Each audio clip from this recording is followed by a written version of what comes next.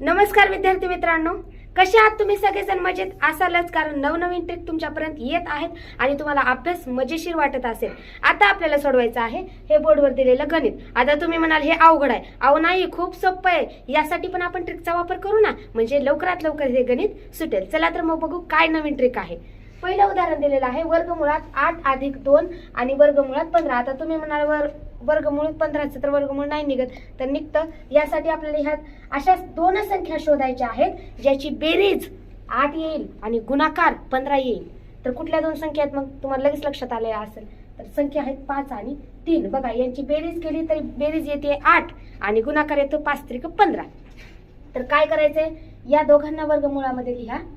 5 अधिक वर्गमुळामध्ये 3. इथं अधिक असेल तर अधिक लिहा, वजा असेल तर वजा लिहा. आहे ना ट्रिक सोपी? पुढचं सोडवूया आपण. इथं पण आपल्याला 21चं वर्गमूळ काढण्यासाठी दोन अशा संख्या शोधायच्या आहेत ज्याचा गुणाकार 21 येईल आणि बेरीज येईल 10. तर तुमच्या लक्षात आलेल्याच असेल दोन संख्या कोणत्या?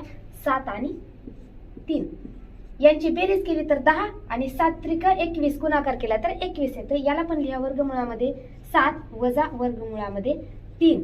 आहे का नाही मजेशीर ट्रिक? आता तिसरं तुम्ही मला कमेंट करून कळवणार आहात. हो, नक्कीच कळवणार आहात. भेटूया आपण पुढच्या व्हिडिओमध्ये. धन्यवाद.